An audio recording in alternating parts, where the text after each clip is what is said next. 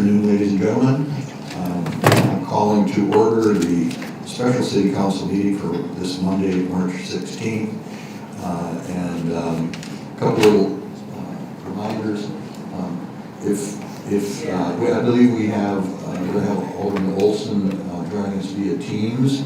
And so the request would be that if you're speaking, speak into a microphone, because otherwise she won't be able to hear you. And so with that, we will go ahead and proceed to item 1, which is roll call. Blessum. Here. Fuller. Here. Hayes. Here. Janser. Here. Olson. Here. Pittner. Samuelson. Here. All right. That takes us to item 2, which is some budget work session items.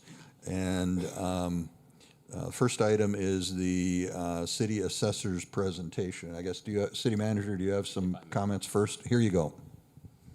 Thank you, Mr. Mayor, members of council. First, I just want to start with thanking you all for continuing these budget sessions because we learn a lot from it, from the discussion and the go back. So I know it's been month over month, but as I said, a couple months ago, just from my experience here, I thought if we got started a little bit earlier, it would be helpful as we work towards the 2027 budget.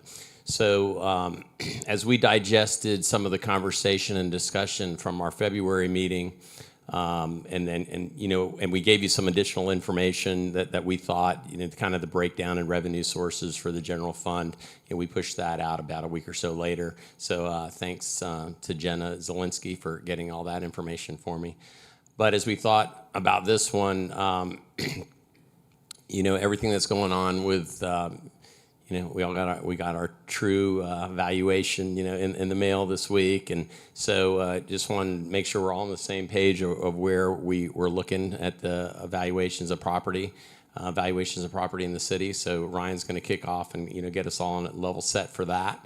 And then we had some discussion about headcount and where that's been over the last 10 years or so. So we just want to have some discussion on that and show some understanding of what happened when and why. Context is important. And then Dave has worked with his team to kind of put some scenarios together at the macro level of where we are currently as we proceed to the 27 budget. And, obviously there'll be more and more fidelity as we get to the summer and then get to where I formally present a budget to council in July. So unless there's any questions of me to start off, I'm ready to pass the mic to our city assessor, Ryan Kamrowski. Sorry, I'm just going to pass it on HR here. I'm actually going to pass it on to HR because I'll finish with taxable valuation, which will roll into budget talks as well, so kind of with a better flow for the presentation here today. Greetings and salutations. I just wanted to kind of go through our head count real quick, kind of answering back to the question that Mike had a few weeks ago regarding where our head count has sat over the last decade or so. As you can see on this slide, it has changed. The number of bodies has gone down, but the number of full-time employees has gone up. So that these numbers are indicative as a December headcount in our payroll system. They are not indicative of, it's a working point in time. It's not budgeted headcount. It's actual employees at that point in time at the end of the year. It does include people on leave of absence. It's actual headcount. So as we talk through this, you can see what the breakout of full-time and part-time is on this slide in particular, but as we talk through headcounts on the next slide, it'll be employees versus full versus part-time. These things, when you can see that our part-time headcount has gone down pretty dramatically, and that being in part to the Parks Department moving to their own separate entity. They have a lot of part-time employees, so that impacted our part-time employee headcount. But the spends go up as you have more full-time employees. You have to think about things like salary, benefits, pension, et cetera. This next slide kind of covers our city headcount versus our headcount versus city population. So you can kind of see that the population has stayed pretty stagnant. It started up higher in 2015 and has come down. It's roughly about the same, about 2,000 citizens. And then you can see the fluctuation in headcount versus the population. The item of note in 2022 versus 2023, because it is a snapshot in time, it was a little bit tricky. On the next slide, you'll see our turnover. We had 12.79% turnover in 2022. A third of that occurred in Q4.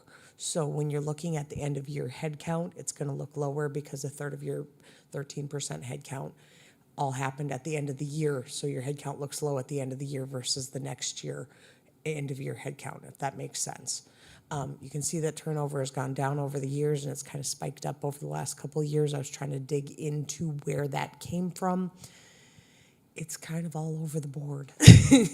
There was no direct one source. There's anecdotal feedback about wages and street department and anecdotal feedback, in PD folks leaving, and we've seen that come back. So public safety has been a bit of a driver. The street department's been a bit of a driver, but there was no really one place. These numbers do not include retirements, so you have kind of a even playing field on that one. On the next slide, we just kind of broke it out by enterprise fund departments. Again, this goes back to an actual head count, not full versus part-time, to give you an idea. Over the last 10 years, we've added a net 10 employees across all of our enterprise fund departments.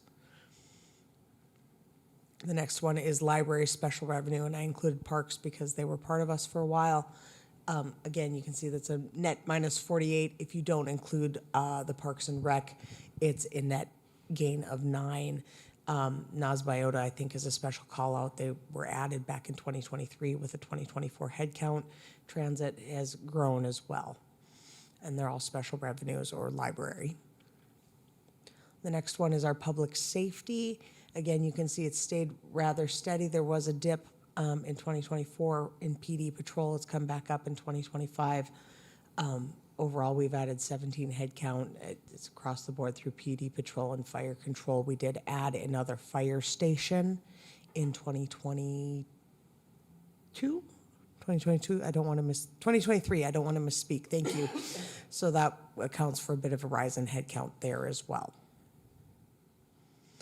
And lastly, but not leastly, we've got all the other general fund departments. There's been a 12 net headcount add over the last 10 years. We did lump together a few: city manager, PIO, and auditor all kind of fell into one group. But there's no one department that really sticks out with a ton of growth. Property maintenance did grow a bit, but other than that, it stayed fairly steady. Engineering has grown with a net 12 add over the last 10 years. So considering how our services have grown, what we provide to the city, it hasn't been a huge net add. And that's all I got for you. Does anybody have any questions for me on the head counts? Thank you. Nice job. Can we go back to the very first slide, please? Thank you. Great job putting this together. I have one question, though. I have two questions. So obviously, there's a significant difference in pay and benefits for a part-time employee versus a full-time employee, right? Do we have a breakout of what we paid as total payroll in 2015 versus what we're paying in payroll now in 2025? I'm certain that we do, and I'll get that number for you. I don't have it with me. Okay, thank you. I realize we haven't gone up or down that many employees, but we've dropped 70 part-time employees and hired at least 60 full-time employees. So we've at least doubled what those 60 people were making, more or less, right? If you just want to average numbers. So To be clear, you want the payroll cost plus the benefit cost, that full people number? yes, please, Okay. for 2015 and then 2025, just to show a 10-year difference if we could. Yep, and that'll include fluctuations in benefit plans, et cetera. Awesome. Thank you, Kelly. That was ending in December. How many unfilled positions are out there that haven't been filled? Currently, we have, probably, I think last check was about 12 unfilled positions. We have a pretty decent fill rate. Perfect. Thank you. Okay, thank you. If you can go forward just a couple slides, I'll tell you, it's a graph. Oh, we can stop, back one. So with this one, help me, I think I understood what you said. The reason 22 is light is because we had a lot of attrition right before the end of that year. So that makes perfect sense to me. What does not make perfect sense is that we seem to have launched into a whole new world starting in 2023. And so help me understand that a little bit if you've got any insights into that. Why does the new world look so different? Or maybe a better way to look at it is we return to the pre-2018 world, which in my mind was the huge ramp up when we, as oil really took over, as the city expanded, we added tons of lane miles, we did all kinds of stuff. Does the 19 to 22 period simply show where we were short-staffed? Is that a better way to think of it? I believe so. From what I could find, and again, I'm going to preface with I wasn't here, so I'm speaking with the best knowledge that I have. In 2022, because there was so much turnover in Q4, the headcounts were down. We added 17 positions in 2023, in addition to whatever they backfilled at that point. And so that's going to look like a leap there. Additionally, because the part-time employees have gone away, Parks went away in 2019, you can see the headcount kind of went up. The graph is a bit of a misnomer because if you look at the actual numbers, they're not a huge leap. I'm like a blind person, I apologize. Between 410 up to probably 450. So it's 40 individuals. So if you account for turnover, 17 added new positions, that's going to make a difference in some of that. And think about Nas Biota came on, we brought on a new fire station in that year, so that's another add in headcount. Those are things that are going to affect that. Okay. Then if I could I add to what you're going to bring back that Alderman Fuller asked for? And the other facet to it that I'd like to see is whatever type of FTE calculation you can do. So if you can kind of merge the part-time, full-time ideas into what a 40-hour equivalent is, that'd be great. Because I think that'll help us understand that. I mean, what I don't want to feel like is, oh yeah, we split off this parks, we went a whole different direction with how that went. But that kind of had set our ceiling, and we just went back to the ceiling. And so I'm guessing it's not exactly that because I think it is more a combination of other factors, but that is what it feels like a little bit. Okay, thank you. Any other questions for me? Thank you for your time. I'll just add a couple things too.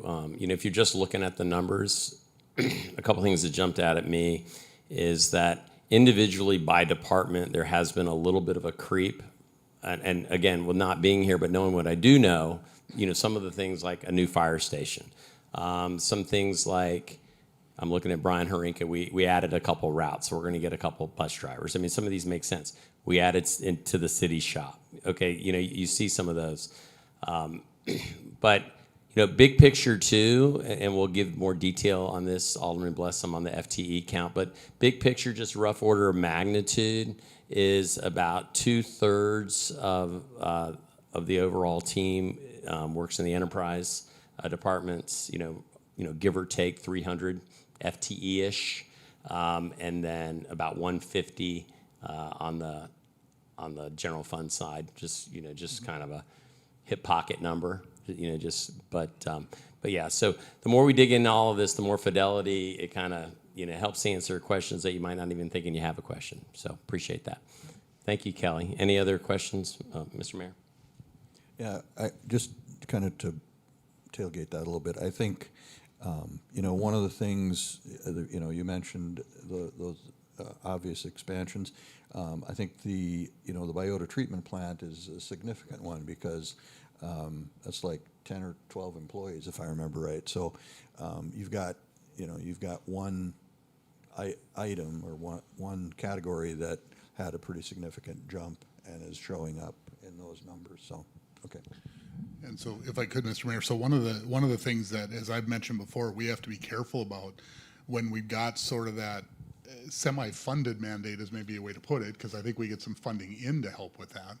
But what it does do is it adds to the general government costs overall to support that, right? So at some point, HR needs additional support. We need additional leadership support, all the different pieces that go along with that. So while much of the cost is picked up, just the overall bulk costs us money. And so that we have to keep an eye on those numbers. Okay. Thank you, Mr. Mayor. Okay, we'll go ahead and move on to Ryan.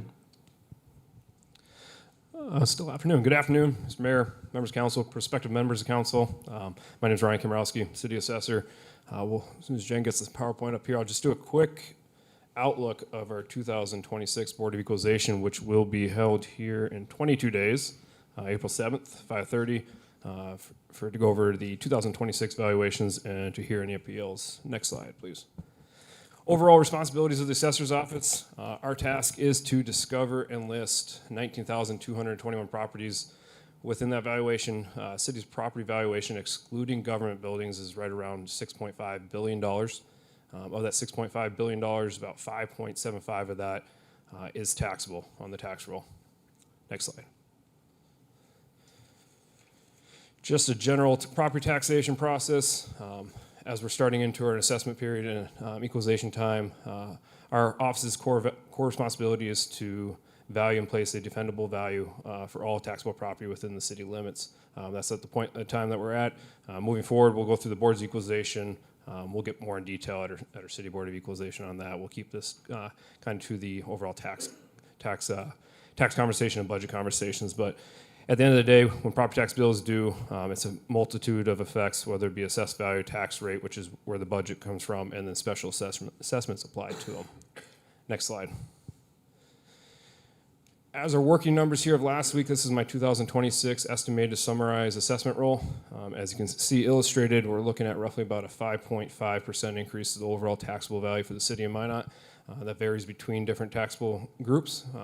In the city, we have commercial, residential, and agricultural land, though agricultural land makes a minute portion of our valuation. Next slide. Here's an overall breakdown of the valuation, estimated valuation for 2026. As you can see here, 35% of that is coming from our commercial valuations.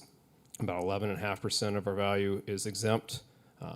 Agricultural land is a 0.03, and then our residential properties carry the largest burden for taxable valuation at 54%. When we start looking at residential valuations, as you're aware, every single property owner, commercial, residential, and agriculture received a notice of assessment in compliance with the recent changes to assessing laws in 2025. On that notice, it provided the prior year's valuation and this year's valuation. When we look at valuations as a whole, the 2026 median residential assessment is looking to trend upwards $244,000. When we compare that to the median sale price of $269,000, we see roughly about an 8% increase in the median sale price. Just a couple disclaimers there. When we look at valuations, we try to tend at median valuations. When we start getting into averages, you get those outlier properties that can fluctuate in the property valuation. As of right now, our average valuation increase is roughly about 10% versus our median sale price was actually 8% once we kick a couple of those outliers out in our sales ratio study. Through and through, though, based off economic forces, supply and demand issues, and just general trends in our real estate market, we are seeing an uptick in our residential and commercial valuations for 2026. Next slide. Just a quick snapshot of our commercial valuations as a whole. As mentioned, roughly about 5% increase to our commercial valuations for 2026. A lot of commercial is a different animal as itself. A lot of these properties, we use a multitude of approaches to valuation, whether it be sales, cost, or income approach to valuation, to assist us in providing a defendable and equitable valuation for 2026 values. Next slide, please. Touch a little bit on the credits: primary resident credit, homestead credit, and veterans tax credit. In the last year alone, we saw a 264% increase in our disabled veteran and homestead credit application upticks. A lot that came into through legislative changes, and we kind of did a different focus and approach to trying to reach out to our elderly community and veterans to get them to apply and access to those credits that are available to them. No, back one last slide, please. A little bit more here. We touched base on the primary resident credit. We had about 7,807 properties that applied for the primary resident credit and qualified in 2025. That makes up about 58% of our residential properties. When we look at that, there's still room for growth there.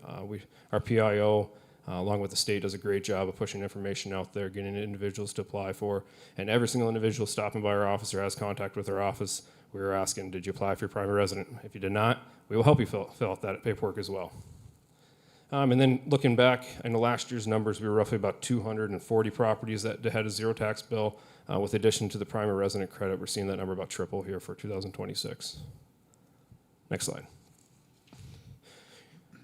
Our 10-year taxable valuation increase, as mentioned, we did have a downtick in 2018. 2019, we saw a slight decrease in our overall taxable value.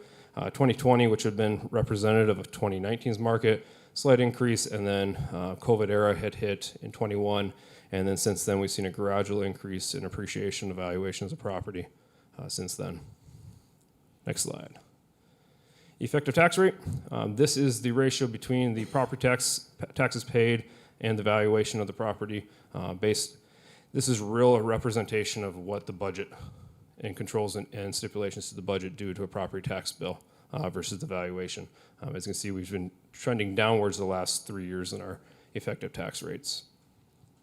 Next slide. Overall distribution of the tax dollars for a City of Minot property in the Minot Public School Districts. About 43% of that goes to the public schools, 25% to the City of Minot, another 18% to Ward County, roughly about 14.5% to the Parks District, and then less than 1% goes to Garrison Diversion and other state mill levies. Next slide. And then just to follow up here and lead off with into finance, here's a comparison. Here's the 2025 mill levies for the major cities and jurisdictions throughout the state. Minus population, as you can see, we're fourth in the state for population, fifth when it comes to taxable valuation, and then we're middle of the road when it comes down to overall consolidated mill levies. The breakout there is 25 mill levy. We have consolidated in the second column on the bottom chart.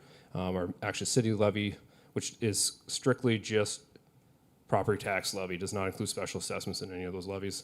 And then the valuation of the tax bill based on a $200,000 residence or commercial property, and then the effective tax rate that's applied. With that, I'd be happy to answer any questions.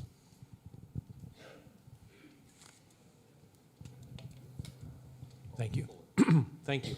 Ryan, quick question. So obviously, I'm sure a few of us have gotten phone calls, texts, and emails about the letters that went out the last few days, right? And for the most part, I tell people, hey, it's pretty close to the same thing that you got at the end of the year last year. The state just says, hey, we had to send this out. But a very good question did come up. So the state has the rule that all taxable value has to be within 10% of what an appraised value would be. Is that correct? Am I thinking of that correctly? Mayor Janser, Alderman Folder. Our sales ratio study has to be within 10% of valuation. So in order to get there, the simplest way to that is yes, if all properties were within 10%, our sales ratio study would be within 10%. Perfect. And then they also have now the rule that says we can't tax people more or increase their property tax more than 3% annually, right? Give or take. I mean, that's. Levy But, dollars. Yeah, total levy dollars. Yep, totally levy dollars. But I had an individual call me. We raised his property value $140,000 from last year to this year. He is paying way more than a 3% increase on tax. And I'm just wondering how, number one, how can we live within that, having the state have that rule? But then number two, I guess, for the state legislators, how can you have those two differing rules when, basically they've taken at least the way I see it, they've taken the levying portion out of our hands as a council to say, hey, we're going to raise it, and just said you can keep raising it through the property values, and it just keeps going up and up and up no matter what we as a council do. So, I mean, and again, I'm not saying that's your fault. I realize you're working within the mess that's been created for you, but I find that hard to believe, I mean, we haven't looked at this guy's property in 6 years, and we go back there and then we increase his value $140,000, and to me, it doesn't seem very fair. Mayor Janser, Alderman Folder. No, absolutely right. Without having the details in front of me on what the property specifications would be, usually there's 3 reasons that we'd be out of property, either a sale, new construction, or a reappraisal district for that year. To note, the 3%, as you're all well aware of, that's on the budgetary authority of it. As I tell property owners day in and day out, I could cut your values, everybody's value in half in the city of Minot. If the budget did not change, your tax bill would still be the same. I could double valuations in the city if market allowed for it. If budget did not change, your tax bill would not change on that. Tax bills are a direct proportion of valuation and budgets that go in place there. What legislation and how they interpret it or meant for a policy change to go in place, I can't speak for that. Ultimately, at the end of the day, our job as appraisers and assessors is to determine a fair and equitable opinion of value. If an individual does not believe that is a fair representation of what market is for the property as of February 1st, I highly recommend that they attend the city meeting on the 7th at 5:30 here at City Hall.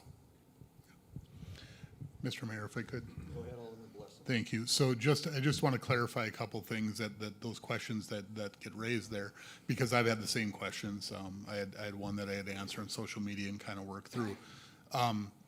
So I think a couple of important points. One is that our authority to tax is set by state law, and that's the discussion we've been having. We've got essentially last year or our base year at this point. We've got some flexibility still, plus 3%, plus any new properties that came onto the rolls. That's the right way to think of it. So the idea that property values went up by, let's say, 8% and effectively assessments by 6%, to the assessor's point, that doesn't automatically give us new authority. What gives us new authority is new properties coming on the rolls. And so regardless, I think as a council, what we've got to be focused on, again, is just making sure the budget stays in line, because then on average across everybody, it's going to work out. Now, we do have the outliers. And you know, I get the same question that Alderman Fuller does. You know, the tough part is the best answer a lot of times is, good news is you had a couple years where you maybe weren't at the full valuation. I mean, and it's tough to have to look at it that way, but that's just the kind of the way things work out, is that as the rotation of the property assessments go and the way that we work through our lists, that's really the way things can happen from time to time. So, you know, the one thing I will say to the assessor, I saw the graph, and I think the word you use, and it's not meant in any bad way, Ryan, but you use a gradual increase. I would say the word is probably better steady. It's been a steady increase of 4 to 6%, but that's significant. For anybody ready to sell, good news, right?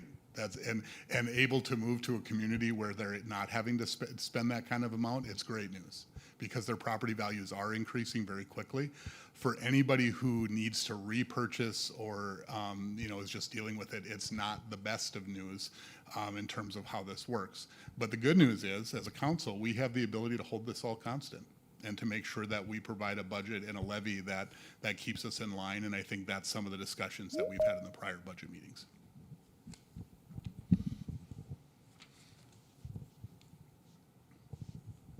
Okay, anything further regarding the presentation by the city assessor? Okay, seeing none, we'll move on to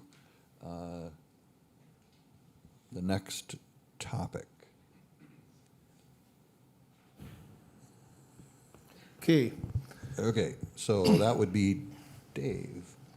All right, I have 4 different graphs here and then a couple other PowerPoint slides that we want to show.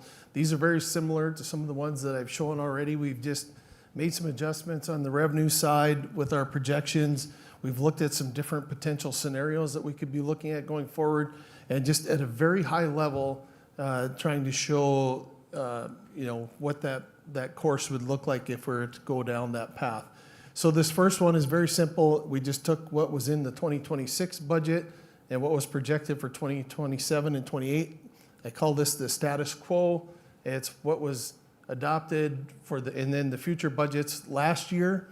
I assumed the 2026 property tax level plus the 3% cap plus 1% for growth. So that was the assumption, and we looked at what the reserve levels would look like if this were to play out. And in 2028, it shows that we're more than $20 million in the red. The solid red line at the bottom is the statutory by ordinance 1/12 reserve that we would have. So obviously we'd be below that in the next couple of years. So just for the sake of looking at things, the next slide, this one here represents that same budget scenario as before. We assumed if we took the maximum amount that we could under the cap calculation with the property tax, what our reserve levels would look like. And when you look at this in 2028, we're still below zero. So the takeaway is that that isn't the sole solution to our issue here. And I just want to take a second and back up here a little bit because there were some questions in the last scenario about this upper graph with the expenditures and why that bounced up so much. And we had a lot of conversation last year with the change in how we handled the debt service for flood control. And that is what is driving that blip up in the expenditure lines primarily. That amount was just north of $4.9 million. So if we subtracted that off of the expenditure side, this line is a lot more flat on the expenditure side, and it's going to trend all the way along with that difference of the 4.9 million. Okay, the downside of that is this graph also represents that 4.9 million on the revenue side. So if we're to normalize the revenue graph, that revenue graph would still be down here and would trend the same. So the difference between the two lines is the same. The net difference is exactly the same. It just makes the graph look a little bit different, if that makes sense. Okay. We'll move on to the next graph. So what we did is we started making assumptions on what scenarios would look like under varying different courses of action. So this one, we assumed just a flat budget from 2026. We took it was just short of 71.2 million, so we assumed 71.2 million for the next 2 years. We had the same assumption with, or this one is representing the maximum property tax again. So again, the takeaway here is in 2028, we're just about at our minimum reserves. In 2029, we'd be below that. It just extends it a little further to the right until we hit that problem point. Okay.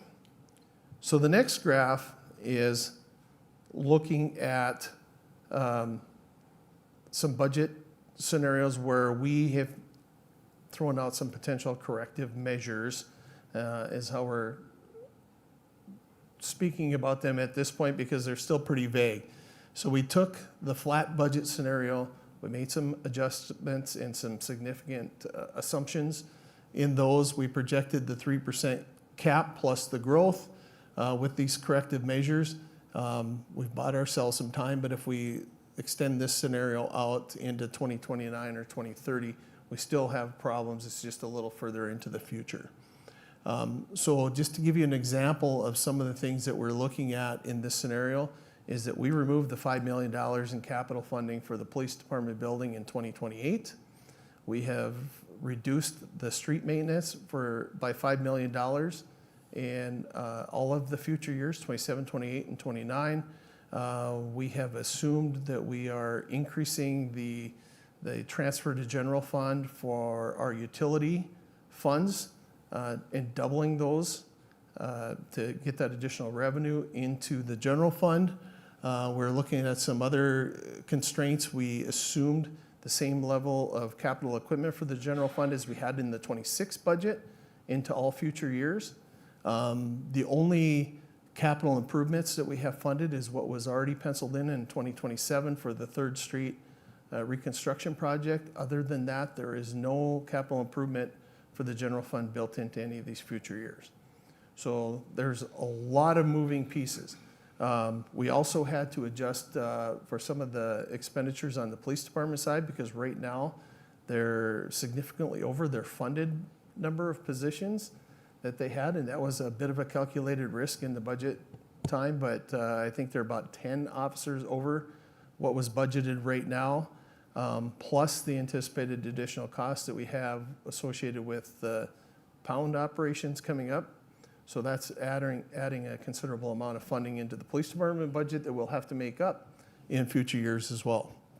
So that was a lot, and I think I was talking really fast, but some of the other assumptions we have is in 27 and 28, or 28 and 29, we are assuming that we are using all of the Hub City funding, all of the sales tax infrastructure funding, all of the sales tax improvements dollars coming to the general fund.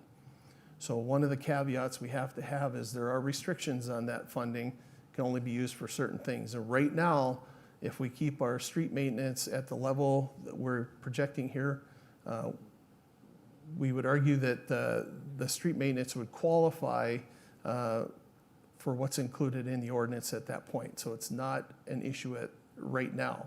But if we're to cut street maintenance further than what we're showing here, or much further, then potentially some of that revenue has to go away too, because we can't use it for other operating expenses because of the restrictions.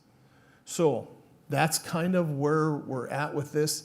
And Jennifer, if you can bring up the other slides, just to add some context to different things too. We had went back and dusted off a slide. Harold used this in one of his budget presentations. I think it was the 24 budget presentation. So we did a revenue comparison across some of the major cities in North Dakota. We looked at property tax, special assessments, and sales tax. So most of these are pretty typical to general funds and our major revenue sources. And then we compared it, not only just dollars, but we also looked at per capita cost too. If we go to the next slide, Jen. So the hashed section here is the sales tax that is dedicated directly for property tax relief. So we tried to carve that out. And that becomes important because, and we've had this conversation a number of times. If you look at special assessments for Minot, this is the 24 year end. We have very little in special assessments that we do in Minot compared to a lot of the other cities. And if you look at West Fargo as a prime example, even though they're a smaller city than us, they special assess 10 times as much as we do here in Minot. And that all is revenue that's used for these general fund expenses. Next slide, please. So here we're stripping out just the general sales tax. We're focusing on just what is used for direct property tax relief, the special assessments, and then the property tax relief. And we boiled that down to per capita. So Minot here, we're not the very bottom one. Grand Forks edges us out a little bit when we distill it down to that point, and in Williston as well. Okay, last slide. And this is looking at the entire sales tax, or the entire tax burden, including specials, property tax relief, and general sales tax, again per capita. And when we look at the information this way, Minot is the lowest on the tax burden across its citizens per capita. So one other important thing to take away from this, the data that we used to do this was 2024, which was the high water mark for Minot with the property tax. So we've gone down considerably in 25 and now presumably in 26 as well. So again, just some context as we're moving forward with this.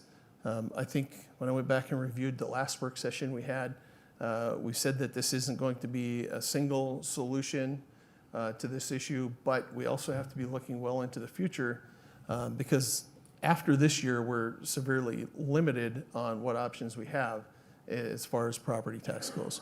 So that was just some additional information. And Tom, do you have anything else to add? I don't know, Dave, you had one of your charts, if you could bring it up and maybe blow it up, the one that specifically gave the numbers that we'd be pulling out of sales tax, infrastructure, and so it's like, I think it's at the top, yeah, that. Which chart is this? This one is not a chart, it's just the spreadsheet. Yeah, I mean, it's a spreadsheet, but Yeah. but the, go down to the bottom. Yeah. And then for which category? If you could kind of walk through this a little bit, this tells a lot of, this gives a little bit more fidelity. And again, what we've been, thinking hard about the last few months, and especially the last month, is that to get to the budget with a tax levy around 20 million is going to take significant cuts. And we just want to make sure everybody's aware of it. I mean, it could take infrastructure cuts. We may have to draw back in some programs that we've been building up on. And so, the other, just the reminder in terms of the statute and the 3%, we could go up to 29 million. I know people don't want to do that, but I just say, that is, there's that option that, potentially increasing the revenue a bit more would make the expense reductions just more manageable and give us maybe options that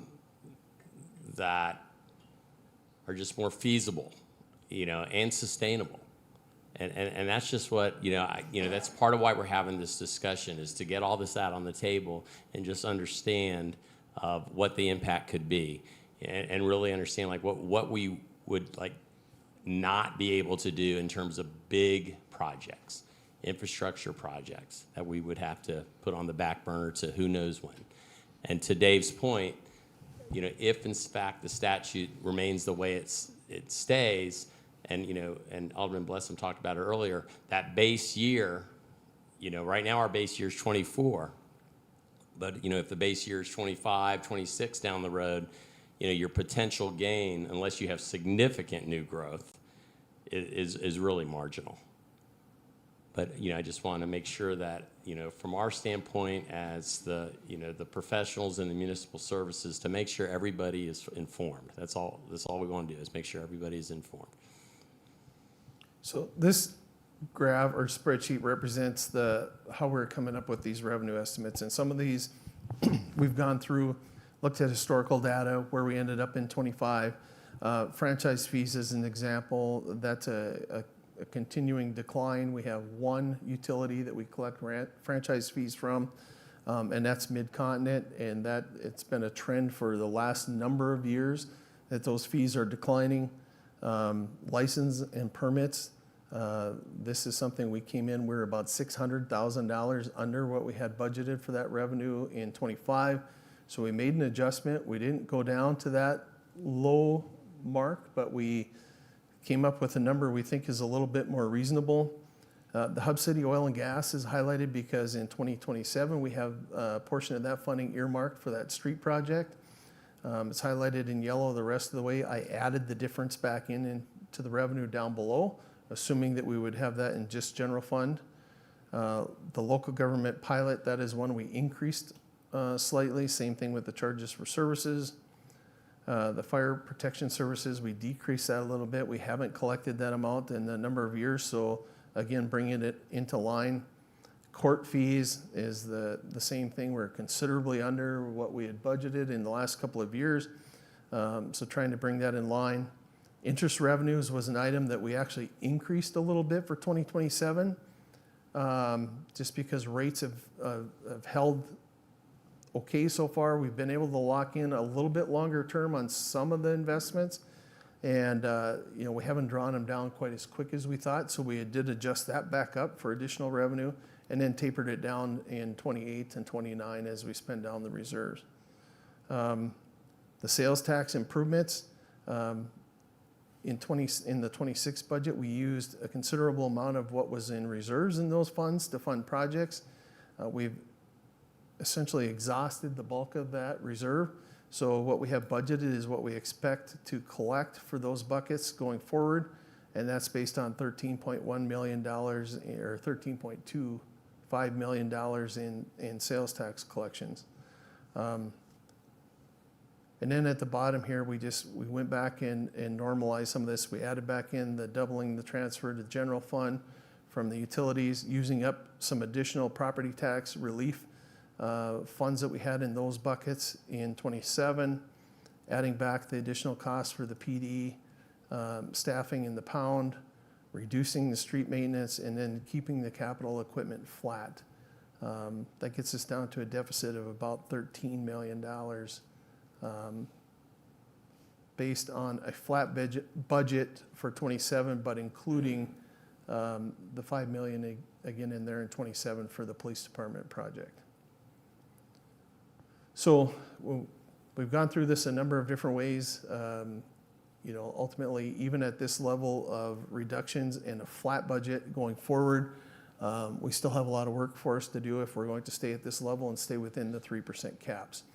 And one of the big things that we run into is we commonly assume a 3% rate of inflation, If we apply that 3% rate of inflation to the entire general fund budget of $70+ million or $65 million, that's a lot more than if we apply the 3% and a growth factor to our property tax, because property tax is just over $15 million in the general fund. So unless we grow these other revenues to make up that difference, we're just going to continue to fall further and further behind every year as we go forward. So those are some different things that we would have to look at as well, additional revenue sources. We've had some of these that we've acted on in the last couple of months where we've elected not to charge fees, but that would be something that we would have to take a look at going forward. The transfer to general fund from the utility funds, in the short term, that might not have a lot of impact, but over time, that potentially is going to impact rates that we charge for things like water, sewer, storm sewer, landfill, garbage collection, those types of things. As we take cash out of those funds to move to the general fund, eventually we have to backfill that with another means or significantly impact the operations of those funds as well. So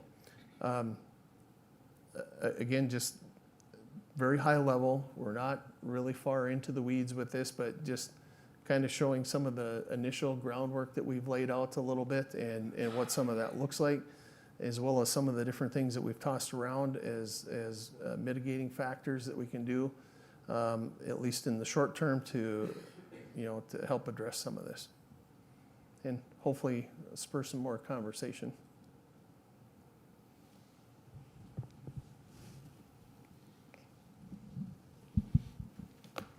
Any questions for City Finance Director Alderman Blesson? Thank you.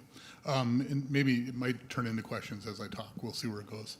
I'm struck a little bit by the differences I see in working with city government and city budgeting versus the approach the state needs to take. So the state, towards the end of the last session and in the interim now, has gotten, I guess what anybody from a big government perspective would say is terrible news. Their oil revenue is going to be way down. They've got a lot less to work with the next biennium. They're having to make significant cuts and figure out where that's going to come from. What we have the ability to do at the city, if we choose to go that route, understand the state, I haven't heard one legislator saying, boy, we better increase the income tax, right? We better take sales tax from 5 to 5.5%. Those are not on the table. That's not the discussions that are going on. The discussions that are going on is, how do we get ahead of this now? If we have 20 billion in the previous budget and it's going to be, say, 18 or 17 or 16, what are we going to do about it? And as I've asked that question to appropriators, to friends of mine who serve on the committees, they say, if we don't have the money, we'll figure it out. As a city, if we don't have the money, we need to figure it out. And the answer to me is not to get back on the rocket ship of increasing tax to make the people feel that burden again. And I understand that we look a little bit different than the other cities. It's good to see it in that perspective to kind of understand the different approaches that are taking. I will tell you flat out, West Fargo residents are not happy with their special assessments. And if anybody doubts that for one moment, go back and watch the city council debates from the last election cycle and watch them as they come over the next 2 months. They are not happy. And neither is Fargo. There's a lot of South Fargo that's in the same boat. So trying to figure out different ways to do the same things. And, I appreciate some of the direction that you went, Dave. The thing that comes to mind is I think of a homeowner who is facing some budget crunches and the things they know they need to do. Like in my home right now, I've got work to do in my mechanical room, right? I've got an AC that's original from 1989. I've got a part of my boiler system that's got to be replaced. When I think of my entire budget, if the first thing I think of is, boy, I better not do that boiler because it's expensive, but I really like to eat out, I'm probably making a dumb decision, right? So if the first thing that we lop off is another 2 million out of our street budget, we're making a bad decision.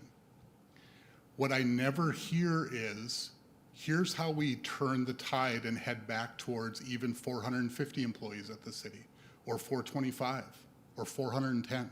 I never hear it. Not once, not in one meeting over the last 2 years, and in the couple years before that I was paying pretty close attention. And I'm going to tell you, we will not be able to fix anything that Dave is showing us without looking at that. That's the way it is. Because it's either that or we just stop infrastructure, which is malpractice on all of our part. So one thing the city has to do, we have to build our roads, our bridges, we have to provide public safety. So I did come to one question, Dave, in all that rant.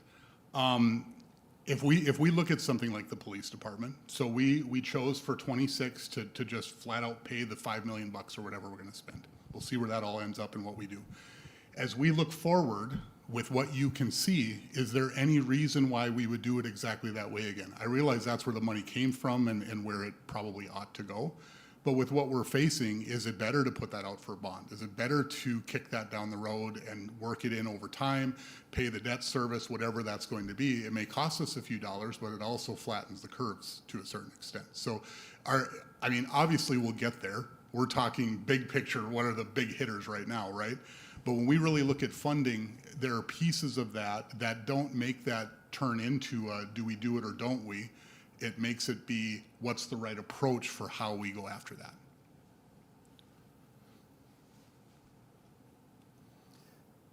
I'm going to adjust this on the fly a little bit.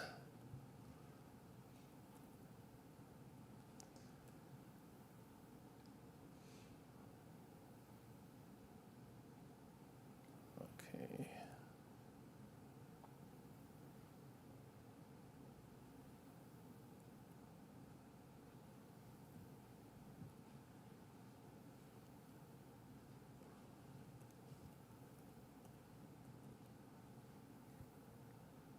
So if we stuck with the 5 million for the police department in 26 and removed it in 27 or 28, assumed a flat budget in actual dollars year over year, it keeps us above that required reserves for another year or two, and we eventually get there with it just pushes it to the right a little further, because we're still at a deficit of a little over $5 million a year. And that's including already the other measures that we took in, the cutting the street department, the freezing the capital equipment, no CIP. So we would be looking for another $5 million in cuts just to maintain a reserve level at some point in the future. So with that in mind, what a bunch of this is pointing to, once we get past, general government, all the different things that we need to be looking at, what it looks like to me is that we have so saddled ourselves with, particularly flood, that we're headed for a major problem no matter what we do. If we levied every single dollar we can under the law going forward, we can't keep up without significant changes in the organization. That's the way I look at it. I think with what we're saddled with, that will be there for most of my grandchildren's lives. There's no way out. Am I missing something with that? Mr. Mayor, Alderman Blessam, and I think that was the point of the slide we had with the maximum tax increase, was exactly what you're pointing out, that is not the solution in itself. It definitely has to be a reduction on the expenditure side as well, working in tandem. So if we're to assume the maximum tax increase without reducing expenditures, it's the same effect as if we cut expenditures and lock ourselves into a cap on the tax return. We reach a point that we can't recover eventually in the future. And that's kind of the struggle that we have. If we remember last year, late in the game in the budget, I had a list of cuts that I had brought forward. It was north of $300,000, and I look back at those cuts today, and a lot of them were related to fuel. And it was because the price of fuel was a lot less than it was when we first were starting to do the budgets. Historically, we hadn't used as much. We've had a couple of pretty easy winters. Well, knock on wood, hopefully we get through the rest of this season without having a major snow event. But the price of fuel has gone up more than $1.50 in the last 30 days, about a 65% increase. That's not built into our budget. Now, none of us can predict how long this is going to last, if it's going to normalize at some point in the future. But it's going to put a pressure on there. If there's any increase, is going to put additional pressure on the budget. And over time, an absolutely flat budget with no inflationary increases, over time, we just continue to cannibalize ourselves. So we have to look at other ways to cut costs, and that is eventually going to mean cuts to service and things that we would have to look at. So one of the things right now that, and again, I'm not proposing that this is the course of action that's taken, but it's things that will have to be part of the conversation. We fund airport with some property tax. Library has a significant portion of property tax. Cemetery, transit are the major ones. So, those are all areas that would be competing for services. So at some point in the future, that's the decisions we would have to make is, are we going to do something with if we told Josh at the library that we're going to reduce your funding $500,000 from property tax, what's that look like for services in at the library? Can they do it? Can they cut hours? Can they do different things to make that work? What does that look like? I've heard comments made, cemetery, well, we could privatize it or turn it over. Well, the issue with the cemetery is that you have to have that ongoing business to help fund the operations. Even if we were to say that we're not accepting any more interments at Rose Hill Cemetery, somebody has to maintain it over time. So there's obligations that come along with that. So there isn't an easy way to get out of some of those commitments. It's still going to be there going forward. So one of the things that we would have to do is we'd have to look at rates that we charge for an interment, all the different things that come in, and some of the items we're kind of hamstrung on what we can do. Raising fares at the bus. I don't know how much revenue that gets us, and then we the folks that rely on that mode of transportation, it impacts them more than it would the general populace, I think. So again, this is just high level for discussion purposes today and kind of what we're looking at, but that is going to have to be some of the conversation as we go forward. Not only what we're going to do, but when we're going to do that, I think is part of the conversation as well.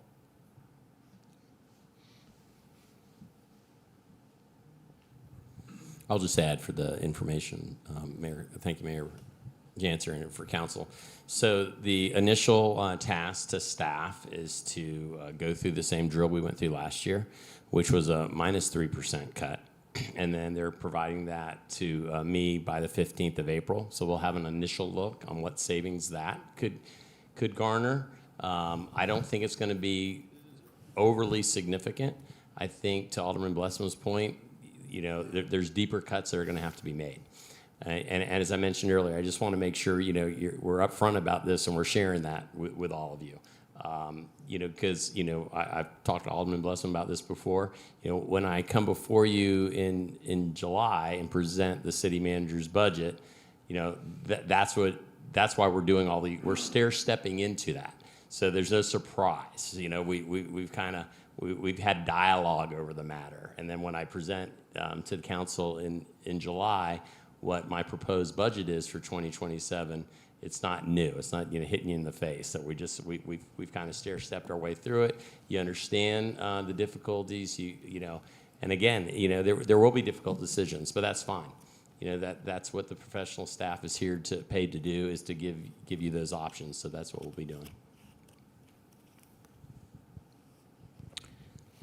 Okay. Anything further?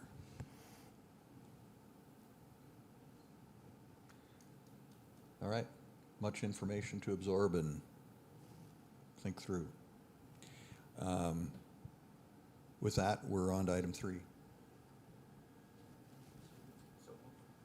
Moved by Alderman Fuller, second by Alderman Samuelson, that we adjourn. All those in favor say aye. Aye. Any opposed, same sign. We're adjourned. Thank you.